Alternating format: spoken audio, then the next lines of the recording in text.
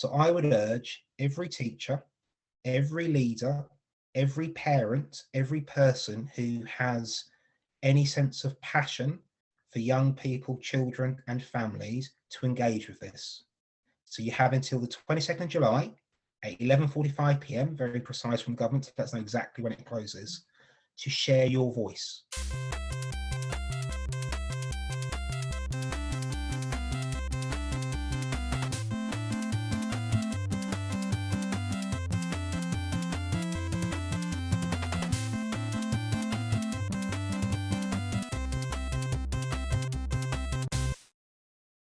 Welcome to Thinking Deeply About Primary Education, the podcast that makes time and space to really think about pedagogy, teaching and learning, professional development, anything of interest to time-poor but enthusiasm-rich primary teachers. This week, I'm joined by Christopher Such. Hello again, everyone. Sue Byron. Hello there. Adam Lowing. Hello. And together, we're going to explore the 2022 Education Green Paper. But first, Chris, what you reading for?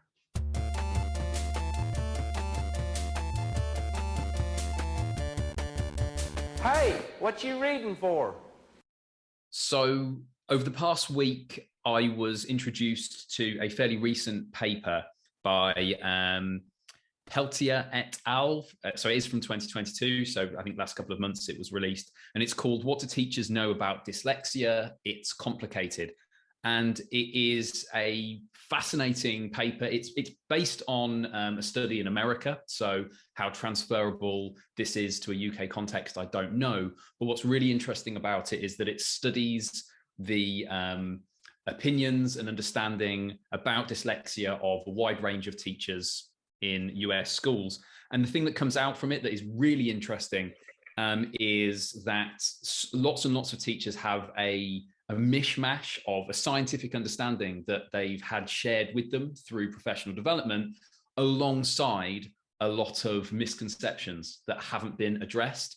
And so for someone like me who sometimes runs kind of professional development bits relating to reading, it's really interesting to learn how important it is to actually bluntly address, I should say, misconceptions before or as part of the sharing of a more scientific understanding of what dyslexia is, because it seems to be the case that you can share a more scientifically based understanding of dyslexia, and that can exist alongside these misconceptions rather than superseding them. So yeah, just to note on that, the person who is the chief kind of like author of that paper, Tiffany Peltier, is well worth following on Twitter as well, speaks a lot of sense and is really well informed on the subject of reading. So well worth checking her account out. So Sue, what are you reading for? Well, this book was suggested to me by a very successful Pilates teacher. It's called The Imposter Cure by Dr. Jessamy Hibbard. And it's for people who think they have the imposter syndrome, which I don't know whether you've heard of imposter syndrome. It's very common, apparently. I think women are supposed to suffer from it more than men. And research shows that it has quite harmful effects on people. It's very widespread, and it affects the way that you work, the way you think about yourself.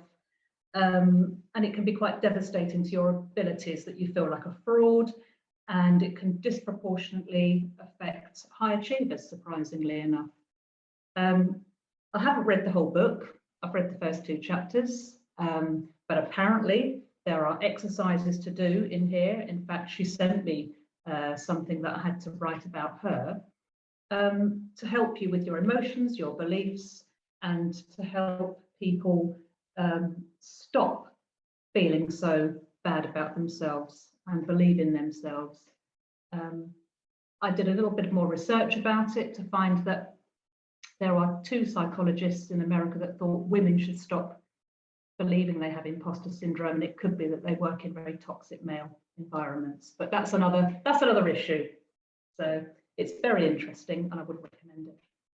So Adam, what are you reading for?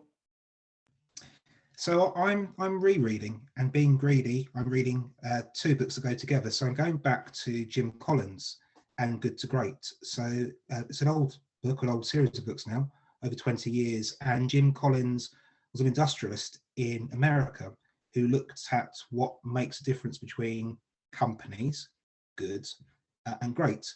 And then what he then did was then write a follow-up material, which is based on what he called the social sectors, what we'd call the public sector in this country.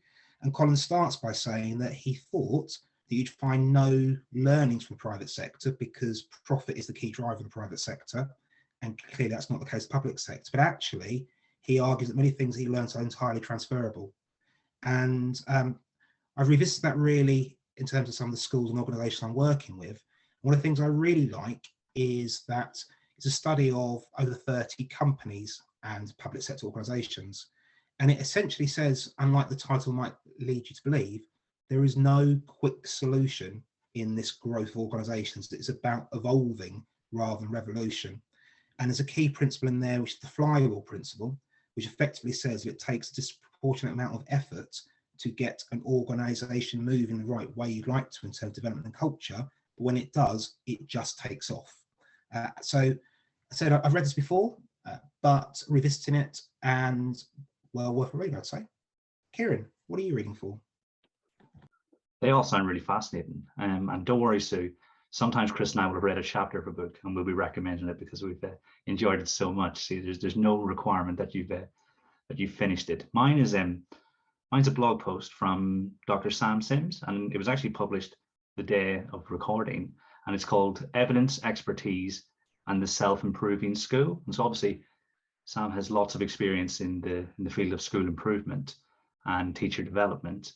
And essentially what this is an exploration of his reading, which sort of brings to light three ways in which, and this is a direct quote, evidence interacts with expertise to contribute to the self-improving school system, which actually kind of ties into what you're saying, Adam, about that perpetual motion once you've got things in place. So yeah, it says it's a 9-minute read, but it's definitely worth all 9 minutes. So this week, we're going to discuss the SEND Green Paper from 2022, and Chris and I, accepting that we have a paucity of expertise in this area, have drafted in sort of the big gun, so to speak. Adam and Sue, would you be kind enough to tell us who you are and where you're from? I don't know if we start with you, Sue. Sure, okay. I started life as a primary school teacher across a couple of boroughs, then being a Senko before I left teaching for 4 years to set up a parent partnership scheme in a London borough. Very early days. They weren't independent at that time from the special educational needs team. So I was actually based in the SEN team, and my line manager was the SEN manager, which was very interesting because my job was to support families who were, the word was used as fighting against SEN. So it was a very interesting 4 years. I moved from there into the alternative provision system and became a teacher in charge of an assessment unit before then becoming deputy head in a key stage 4 provision. From there, I moved to the local authority, back to local authority, to become the manager of the behaviour service.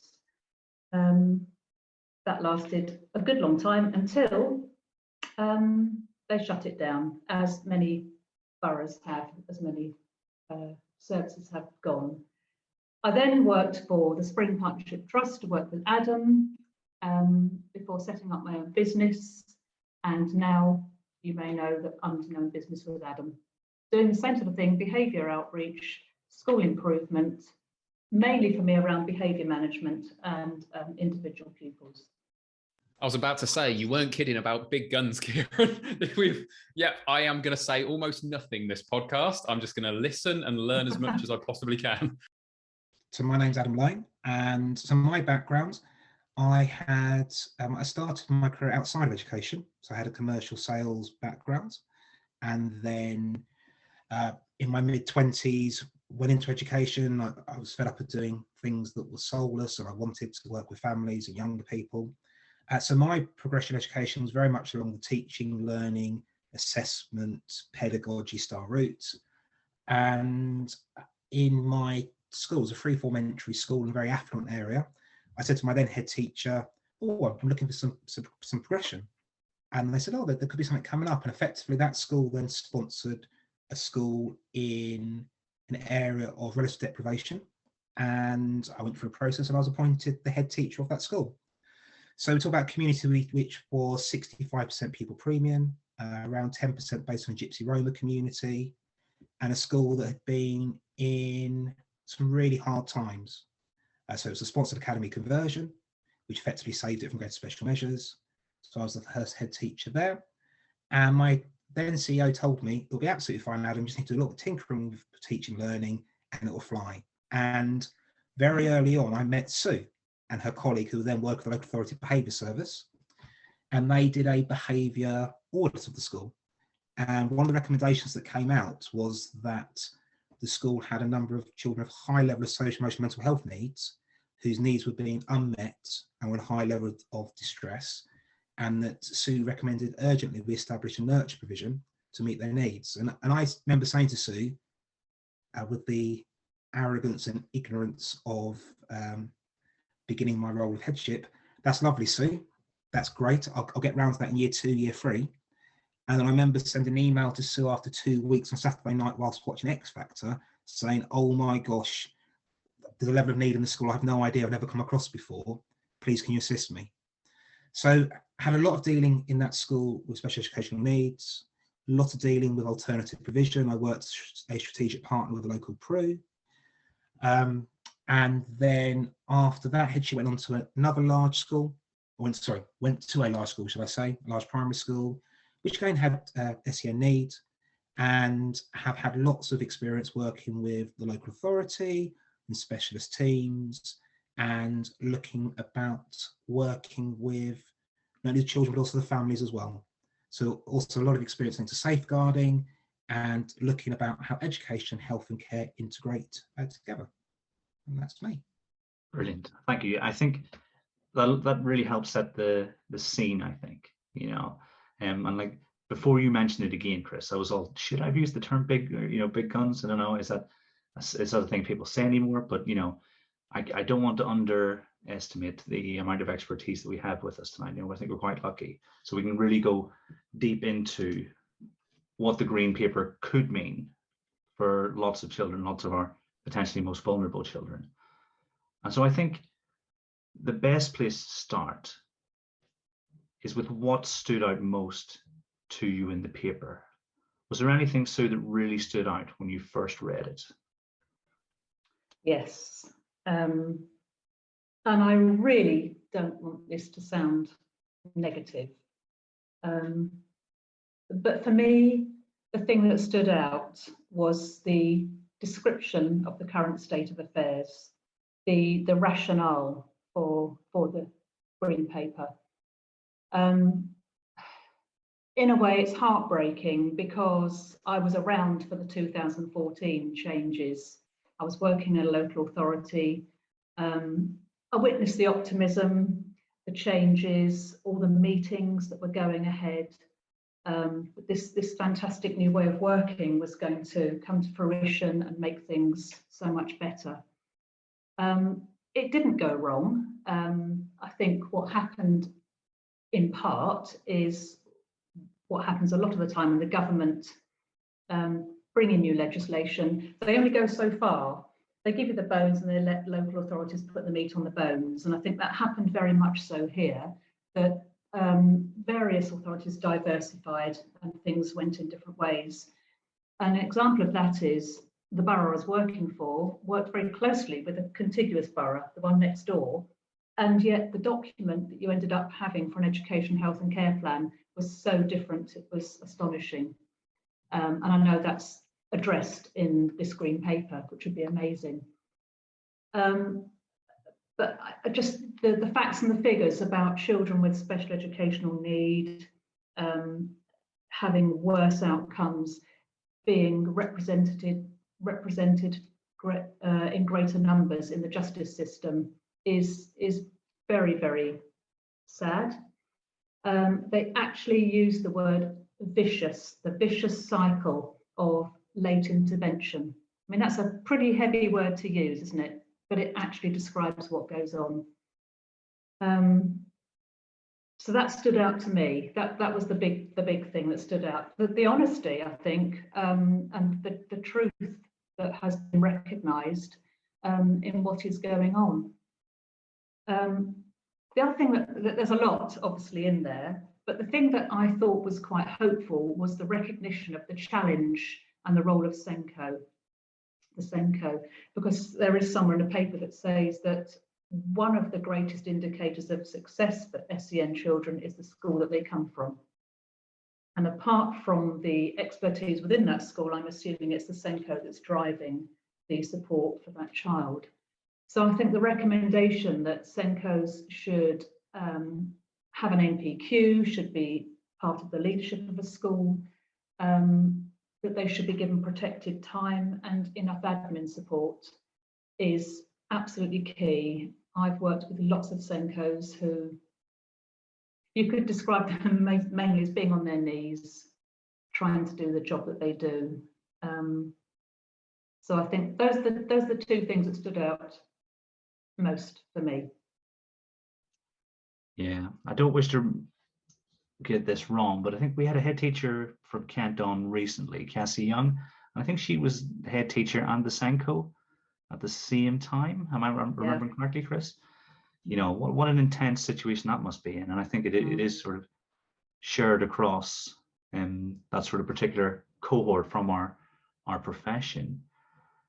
It's really interesting you say that there's a lot of honesty, because that was one of the things that didn't come across in the white paper. You know, there was a lot of opportunity to say how well the government had done since 2010 or 2015, whichever year they wanted to. So did they write this report themselves? This was commissioned. But I think what we have to remember is, I think there's no hiding place for this. I don't think it would have been possible to write anything other than this. And the other thing about the Green Paper is that it represents the best that the government can propose to put these things right, but are not actually committed to doing it. This is a discussion paper. So they've uncovered the hornet's nest.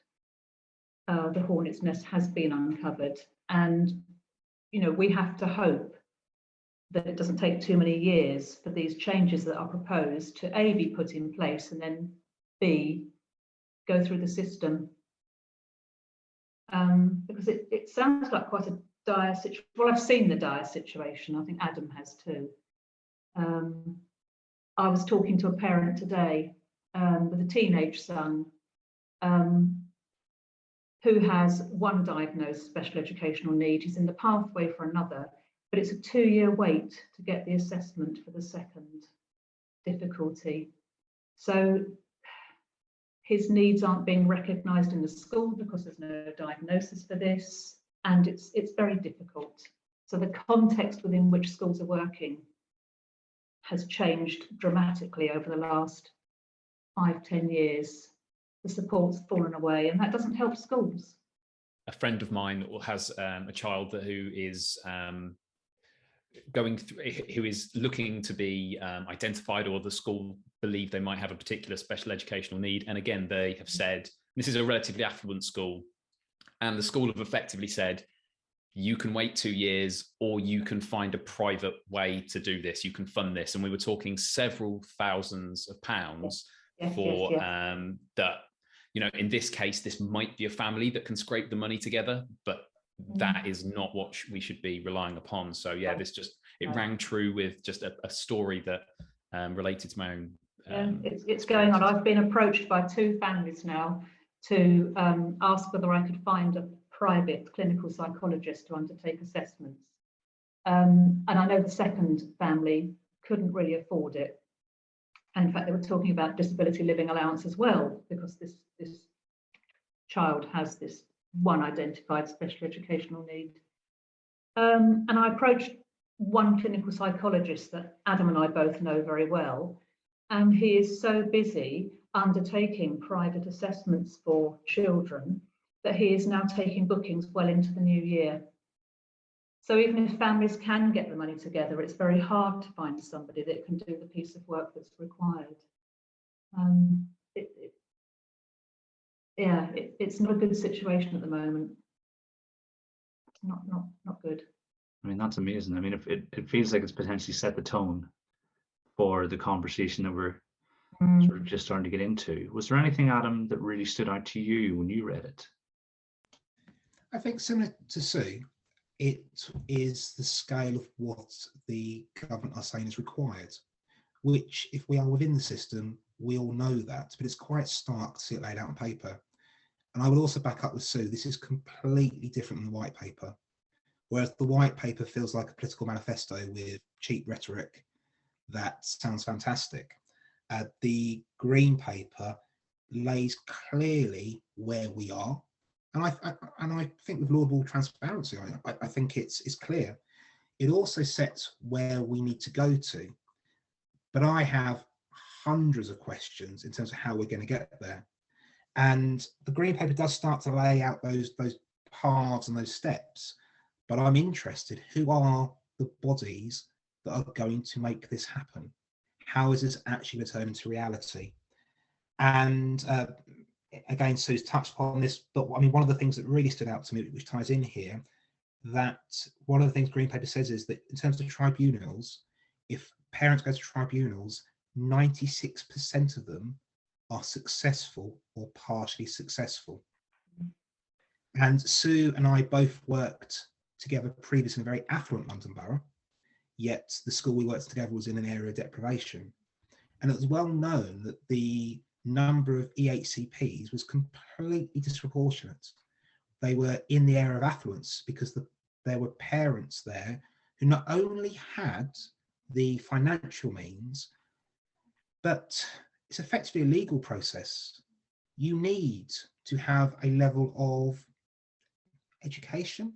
You need to have capacity in many ways to undertake these battles. And therefore, for some of the most vulnerable families, most vulnerable children, they simply can't. And the Green Paper lays that out. And it starts to answer how we might get to a better place. But the thing that really strikes me is actually it almost then generates far, far more questions than answers. And I'm intrigued in terms of what happens next. What actually is going to make this to come into reality, which I truly hope is the case, but I just question quite how it is at the moment. I think what you're describing is almost what Bourdieu would have called cultural capital. You know, obviously we've got this version that we're dealing with in schools at the moment, but having that situational awareness to know when you can press to get certain things in a social situation, that awareness isn't universal, and it typically comes with actual fiscal capital as well as cultural capital together. So I think, yeah, it's really interesting that that is possible and probably doesn't help the system that's already struggling under a lot of pressure. And the thing is, Kieran, that, and the paper talks about this, it talks about going through tribunal, puts financial, but also emotional distress on families. Now, as a professional, you can sit there quite objectively and say, it's okay, mummy, it's okay, daddy, it's okay, carer. If you go through these steps, eventually you'll win your case. But actually, each of those steps is a massive hurdle. And if you're the parent or carer, that is your child who's going through these steps. And we have a cumbersome system in many ways, which is beyond just the award of EHCPs. You may think that the award of an EHCP will be a panacea. It really isn't in many cases. In many cases, local authorities will try to maintain placement in mainstream, and that's actually where the battle kicks in there as well. And again, working with families who, if you imagine you've battled so hard to get to the award of the EHCP and then the school is not named that you're going for, it's just another challenge there as well. So actually, for vulnerable children and sometimes vulnerable families, it is an unfair and unjust system currently, which the Green Paper recognises, but I'm not quite certain I fully understand how we're going to turn that on its head in the short term. And I will just interject there because absolutely echo what Adam said. And it was my deep joy for 4 years to support those very families. And I so enjoyed it because I felt I was levelling the playing field for them, because they were having to negotiate really tricky systems with language that was, at that time, this was many years ago, it felt almost deliberate that it was used in that way, that it would cut out the families that didn't know how to use the system. They weren't middle class. They didn't have the wherewithal to attend meetings, to speak up. They didn't have the skill set. They couldn't write letters. I remember writing letters for people. It was hard. And there is something in the green paper here about those independent systems now. And I think trying to make the system fairer for everybody. But I don't know how that bit is going to work. May I ask a perhaps slightly blunt question? What you've talked about there is about the logistical difficulties of turning this green paper into reality over the medium term.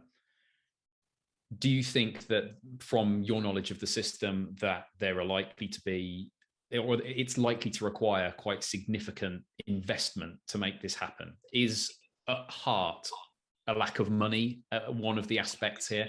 I know the paper itself talks about or describes the situation as not delivering value for money at the moment, which, I mean, the tribunal process itself suggests that perhaps. Mm-hmm.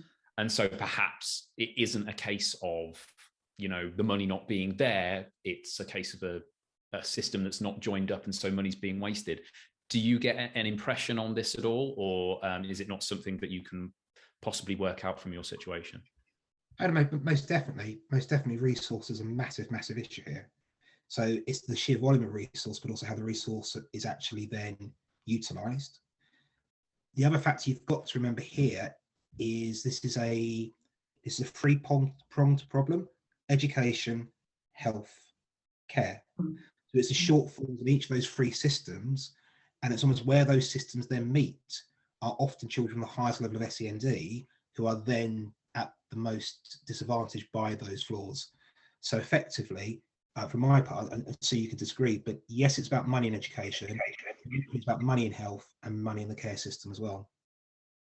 Totally agree. I think it's important to say, there isn't a magic money tree. There isn't a bottomless pit of funding. And having worked for the local authority, I actually did used to sit on the moderating panel where all the papers would come in, and we'd have to make sure it's a big multi-agency panel and make sure that there was parity and that the scarce resources, and they were less scarce then than they are now, went to the right cases, the most deserving cases. I then sat on the panel that decided where children should go, the placement, the provision. And there were some very in-depth conversations. So, you have to feel sorry for local authorities in a way. They've had the funding stripped out from underneath them, and they are trying to do the same job with a smaller funding pot. Social care similarly, and I remember the process starting in CAMS, mental health services, years ago.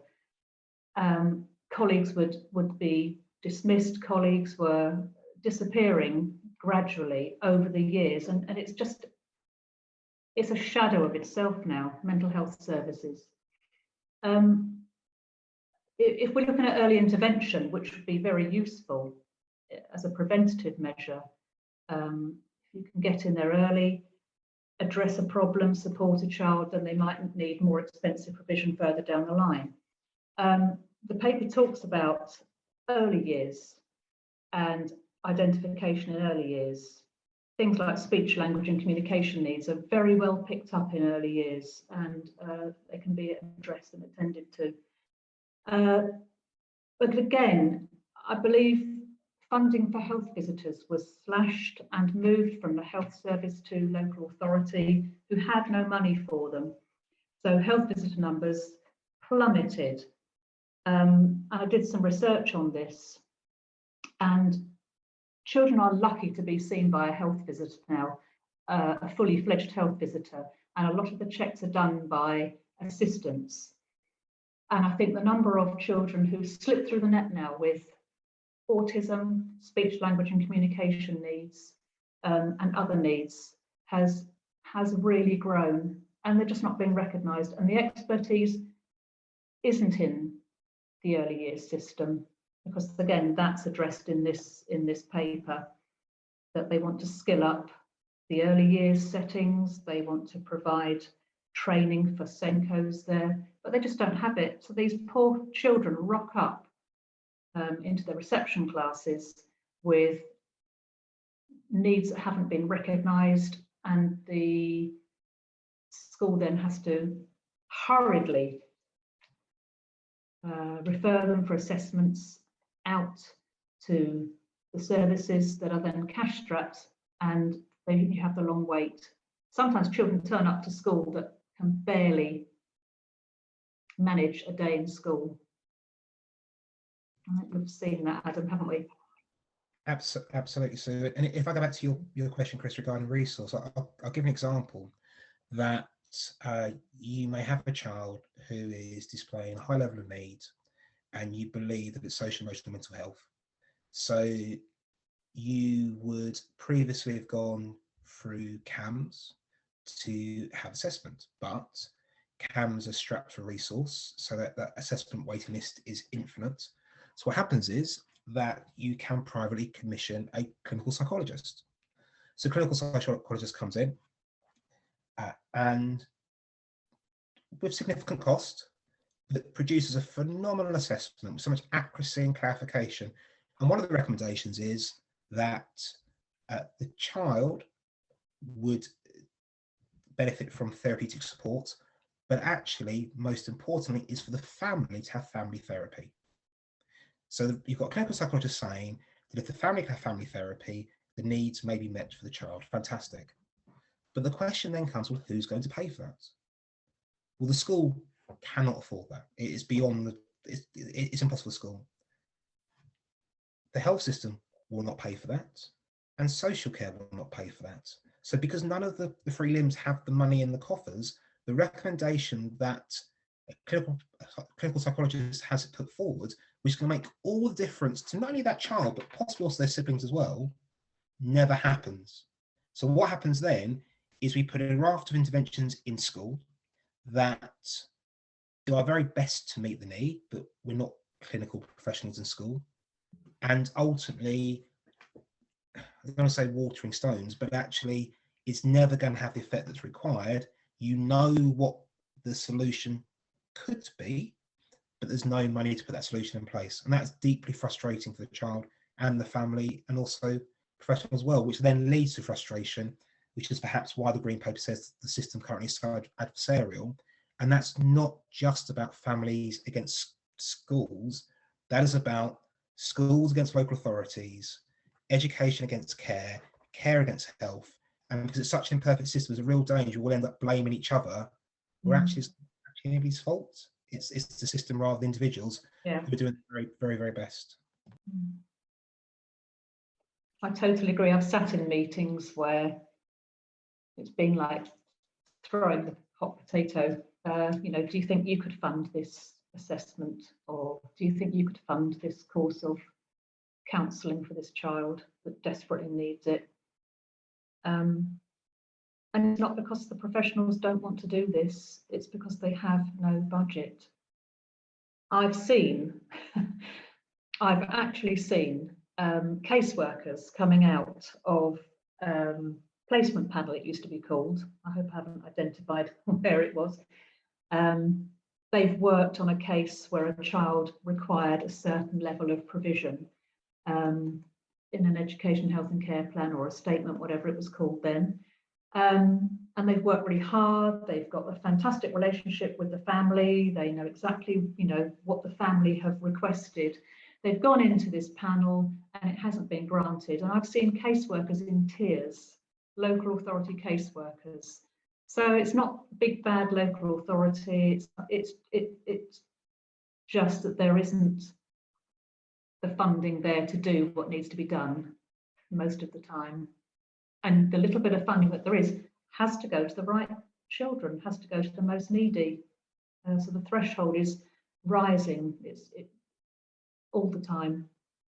The thing that, from my incredibly novice perspective here, the thing that jumped out at me from my reading of the Green Paper was this idea of early intervention and the extent to which it clashed with my experiences in schools, because often what seems to happen is that schools feel, at least, like they're intentionally being kept in a holding pattern, because to delay something is over the longer term, while it might cause issues in the short term, it's, you know, solves a temporary problem because you have a child who perhaps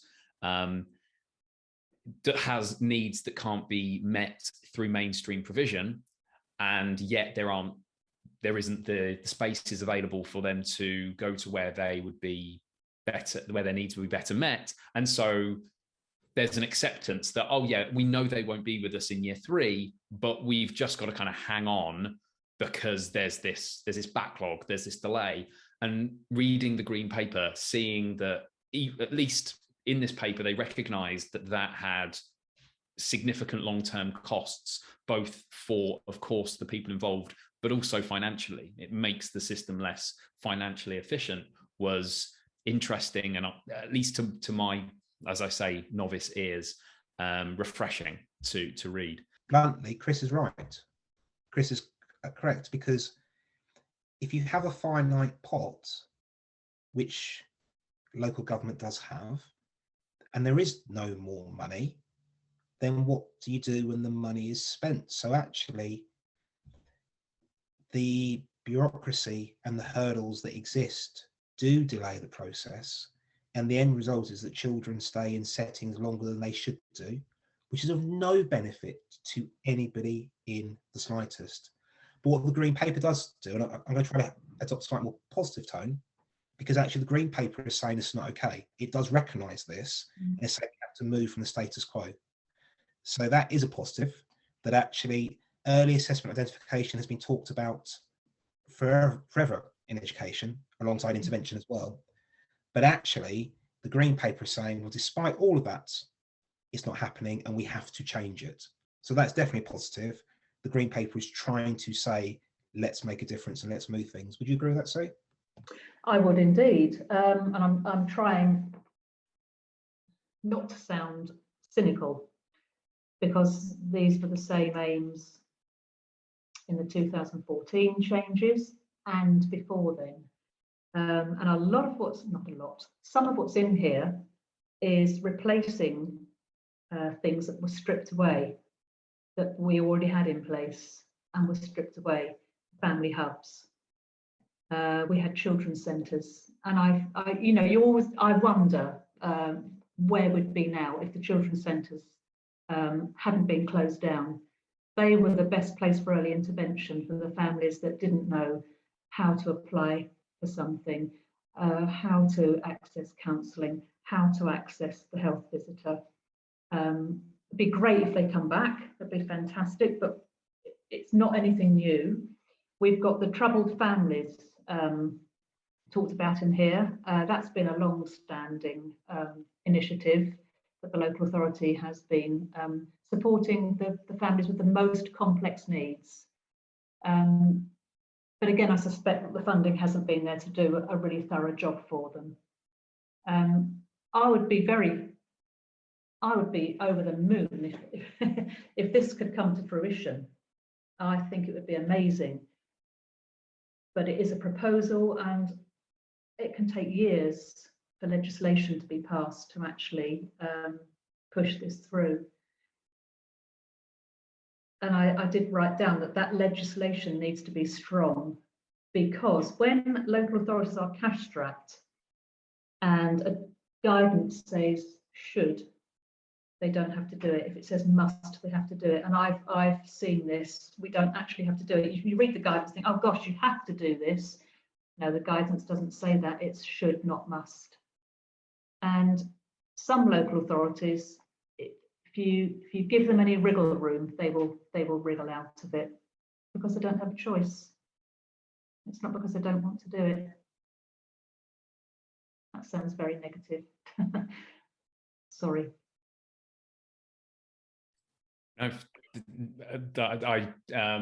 You're not going to get a hard time for a sense of cynicism from this end, particularly when it comes to when I say this end, from me at least, when it comes to this government. I apologise if I feel like I'm going around in circles. This is less of a question than a point, but just thinking about what you've described and thinking about the issues with early intervention and the desire to make that happen, it seems utterly inevitable to me that even if it were the case that there were enough money in the system, were it to be better allocated, there would still have to be a fairly significant upfront cost to change the system. Because if you started putting into place high quality early intervention, then that's going to, even if that is going to delay things, it is going to support better outcomes down the line, that's not going to play out immediately. And I worry immediately, so on the point of cynicism, about the political nature of that. It's very hard. I'm glad you said that. It's very hard to get anything done where the outcomes are likely to be seen outside of an election cycle. If something's going to be incredibly positive, but there's a good chance, or at least even a half decent chance, that another party, another government, another education secretary, another et cetera is in place, then it seems incredibly unlikely to happen. I hope that isn't the case, but you'll forgive me if I'm not hugely optimistic. I totally agree. I have seen this over the years, short-termism. Yeah, and the other thing about this is it would require a dedicated period of double funding, because you'd still have to look after those children with the complex needs that didn't benefit from early intervention, whilst putting in the early intervention. And I fear that would be very costly. That's a tricky one. It's quite interesting to note, I think, in here, a body that isn't always perceived in education as being entirely positive, but actually the fact that Ofsted have said that 76 out of 141 areas inspected had significant weaknesses for SEND, it tells you that actually Inspectorate clearly is dissatisfied with the state of provision actually for young people. And whilst Ofsted is a agency which delivers on business objectives from the government, that's actually what Ofsted is, but actually it does have the power to influence change. So actually the fact that they are saying things are not okay is actually in this instance heartening. And if you can move aside not the fact they're reaching judgment on colleagues in those systems itself, but actually you look at the whole system as saying this isn't working, they are a pretty significant body to, in their own way, be raising great concern about factors. And ultimately, if they keep along this path, any government is going to have to respond to some degree, because those numbers can't go up, surely. You cannot have over half your local authorities being told they have significant weaknesses for SEND provision. Something has got to change somehow, you would think. There is such a lot that's positive, in here. If it could be put into place, the partnership working, the SEND and alternative provision mesh. I think this, if I understand it correctly, there is money coming through the system for alternative provisions to provide more respite placement for children, which is really useful. Except because of late intervention, by the time you end up with a respite place for a youngster, very often you find that they're actually in the right place when they get to the alternative provision, and a good proportion of them don't go back into their mainstream setting. So if we could get them earlier, you could attend to their needs and then put them back. I find it fascinating, Sue, that the paper is talking about reforms to alternative provision. So it recognises there is not a universal purpose to alternative provision in our country. Yet there are areas in the country, some would say very local to some of us ourselves, that have no alternative provision. There is no key stage 1 or key stage 2 alternative provision. So therefore, to reform what doesn't exist is a pretty big step. And that actually really highlights to me again that whilst the review does lay out starkly where we are, there are pockets where it doesn't actually go far enough to address that. Now, the reason why that may be the case could be down to resource and money. It can actually be down to ideology and a view that there is no need for alternative provision. But from my experiences, I'm passionate about quality alternative provision has an invaluable part to play in the system. So I'm hoping that if the Green Paper leads to us trying to reform alternative provision, the areas that have none, they might have to do something about it. Fingers crossed. However, in my experience, the alternative provision that I worked with would often be a holding place for children. I think you mentioned this, Chris. It would be a holding place for children waiting to go into more SEBD provision through their statements or their education, health and care plans, and there weren't places. The SEMH, SEBD provision was full. The local authority couldn't afford to pay for out-borough placements, and so the children sat in the alternative provision, thus blocking places for others to have respite or to come into care, which then led to children being excluded because it was the only pathway into an alternative provision. So what I would say though, I agree with that completely, and you and I have experience of seeing that evolve local authority, or that actual local authority, to their credit, or not entirely sure it was a local authority or an academy trust within the local authority who was responsible, but actually they did lead to creation of additional SEN schools, in that case EBD, SEMH schools, which then did free up the alternative provision to be what it should be. So the point I would take there is that's indicative that you cannot put in piecemeal solutions. So it's not just about plonking an AP in an area, but actually if you have the alternative provision, right, where are the special schools the children may go on to? Where's the behaviour outreach service that then goes alongside this? It's about putting a complete solution in place, which means that somebody's got to take an overview. You cannot do this in isolation. The Green Paper does say that. It does. It actually addresses that. Local offers, absolutely. local solutions, and putting together panels and boards that are going to drive this. So again, that's a positive. That's a real positive. If that comes through, that's how you find the solutions rather than getting individuals or individual organisations to try to do the impossible. I mean, I'm looking at my questions and I'm struggling to see one that we haven't answered in the last 50 minutes. Because I was going to go, okay, you're allowed to focus on 3 things, but your answer there, Adam, was brilliant. It was like, well, you've got to focus on oversight of a complete cohesive sort of solution. So what I'm trying to think of is there any way that we can sort of end on a positive and thinking about the future? Don't know, Chris, if you've thought of anything as we're going along that will allow us that sort of vehicle, because I think we've done a really sort of in-depth analysis in the time allowed. Well, I'd say a lot of the discussion that we've had has focused quite rightly on the current state of affairs and how that relates to the Green Paper. And yet both of you at points have said that there is a real refreshing honesty about the paper and that there are, if implemented, there are aspects of this, many aspects of it that would be ideal, which would be excellent.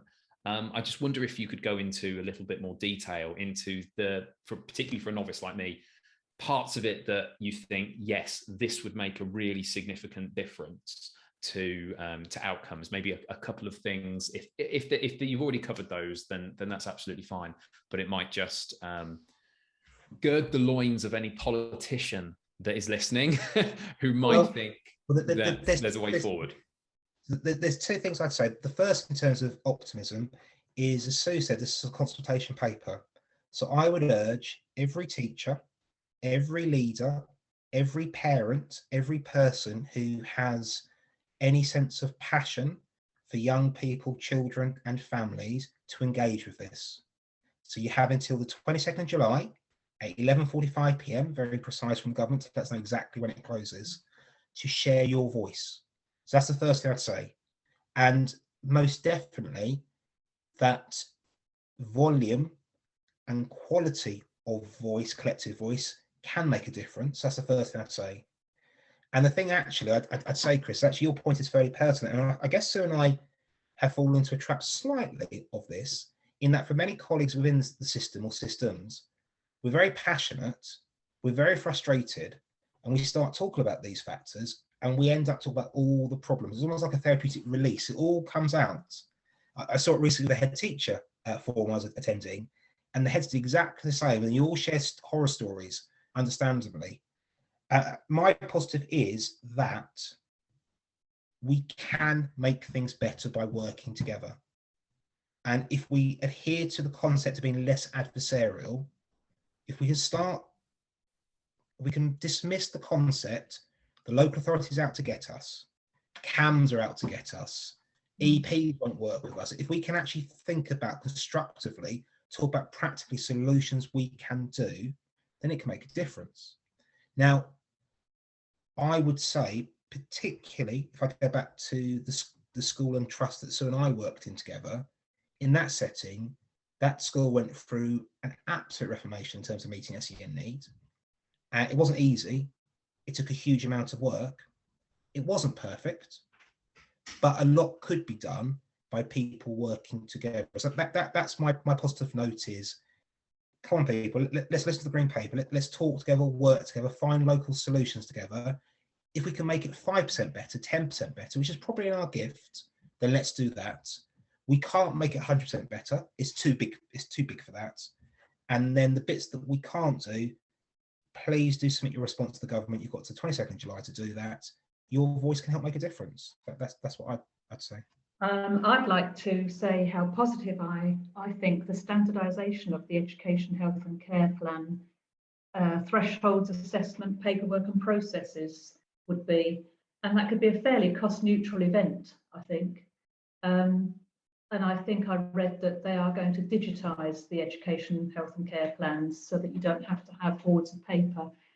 I think in part it was brought about because I know that schools who work in areas where they border several local authorities have found it very difficult dealing with different local authorities.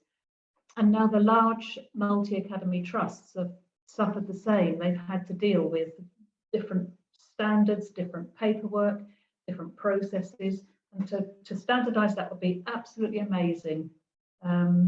Children and families transferring from one place in the country to another, it would be a seamless move. That would be so positive. I'd love to see that. I would also like to see, in terms of early intervention, we talk about quality first teaching in terms of subject matter pedagogy. I would like to see an SEND aspect to quality first teaching, so that every teacher has not a basic awareness but a thorough understanding of child development, special educational needs, alongside teaching and learning. I think that would be very, very useful, because at the moment it's a bolt-on and it's dependent upon what the school wants to offer. The idea of the SENCO being part of the senior leadership team would be very positive. Again, probably a cost-neutral procedure, and having the NPQ SENCO leader qualification would be very positive. So there's a lot in this paper that could be very, very good, very useful, and didn't need to cost too much. Just on to add on, if I may, to what Adam said, and feel free to correct me if I'm miles off it here. But when you started talking about the idea of a voice and a collective voice and the importance of that in making sure that change is enacted, the incorrigible lefty that I am, I couldn't help but start thinking about the potential role for unions and the way that, I mean, traditionally that is a way to express a unified voice on subjects that matter to the profession. So I hope that this might be something that is increasingly seen to be important to the unions, and whether there's some level of power that could be enacted along those lines over the longer term. But again, I'm not an expert on this, so that's just what I think. What I've noticed, Chris, actually, is that I was doing this week, looking at one of my favourite go-to places, Twitter, to understand what's going in terms of the edusphere. And definitely, not talk about unions here, but actually there are definitely lots of groups, be it parent groups, SEN groups, that are bringing together their members or the people who access those services to create one voice. So you can see there are SEN parental groups who are taking almost mini consultation with their parents so they can present their one unified voice at that level. So absolutely, my call to arms is broader than individuals. Groups out there, then absolutely please do express your voice. And I have to say that whereas the white paper may be seen detached from reality, that the green paper is very much based upon that. So clearly somebody is listening. They are listening. So therefore, there is attempt here at making reforms. But if you don't think reforms go far enough, or they don't cover what you want, then get your voice heard. And I agree with you, Chris, completely.